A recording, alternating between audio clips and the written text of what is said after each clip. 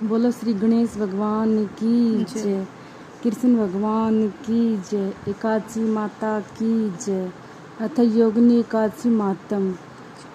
धर्मराज युधिष्ठिर बोले, हे जनार्दन, अब आप कृपा करके आषाढ़ माह के कृष्ण पक्ष की एकादशी का नाम तथा मातम क्या है, सो वर्णन कीजिए।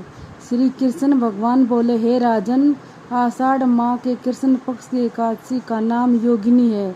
इसके व्रत से समस्त पाप नष्ट हो जाते हैं और इस लोक में सुख भोग तथा परलोक में मुक्ति देने वाली है। हे राजराजेश्वर, यह एकादशी 3 लोकों में प्रसिद्ध है। मैं आपसे एक पुराणों में कही हुई कथा कहता हूँ, ध्यान पूर्वक सुनो। अलकापुरी नाम की नगरी में एक कुबेर नामक राजा राज्य करता था। वह शिव भक्त था। उसकी पूजा के लिए एक माली पुष्प लाया करता था। उसके विशालाक्षा नाम की अत्यंत सुंदर स्त्री थी। एक दिन वह मानसरोवर से पुष्प ले आया, परंतु कामासक्त होने के कारण पुष्पों को रखकर स्त्री के साथ रमण करने लगा और दोपहर तक न आया। जब राजा कुबेर को उसकी राह देखते देखते दोपहर हो गया तो उसने क्रोधपूर्वक अपने सेवकों को आज्ञा दी कि तुम लोग जाकर हेममाली का पता लगाओ कि वह अभी तक पुष्प क्यों नहीं लाया है। जब यक्षों ने उसका पता लगा लिया तो वे कुबेर के पास आकर कहने लगे, हे राजन, वह माली अभी तक अपनी स्त्री के साथ रमण कर रहा है। यक्षों की इस बात को सुनकर कुबेर ने हेममाली को बुलाने की आज्ञा दी। माली राजा कुबेर के सम्मुख डर से कांपता हुआ उपस्थित हुआ और प्रणाम किया। उसको देखकर राजा कुबेर को महान क्रोध आया।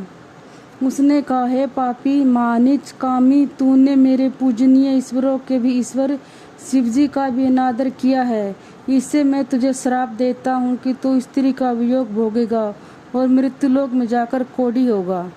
कुबेर के श्राप के प्रभाव से वह उसी क्षण सर्प से पृथ्वी पर गिरा और कोढ़ी हो गया। उसकी स्त्री भी उसी समय अंतर्ध्यान हो गई। मृत्युलोक में जाकर उसने महान दुख भोगे, परंतु शिव की भक्ति के प्रभाव से उसकी बुद्धि मलिन न हुई। वह हिमालय पर्वत की ओर चल दिया। वहां पर चलते चलते मार्कंडेय ऋषि के आश्रम में पहुंचा। वह ऋषि अत्यंत व्रत तथा तपशाली थे। उनको देखकर वह हेममाली वहां गया और उनको प्रणाम करके उनके चरणों में गिर पड़ा। इसको देखकर मार्कंडेय ऋषि बोले कि तुमने कौन से कर्म किए हैं जिससे तू कोढ़ी हुआ है और महान दुख भोग रहा है। इस पर हेममाली बोला, हे मुनि, मैं यक्षदान कुबेर का सेवक हूँ। मैं राजा की पूजा के लिए नित्य प्रति पुष्प लाया करता था। एक दिन अपनी स्त्री के साथ विहार करते करते देर हो गई और दोपहर तक पुष्प लेकर न पहुंचा।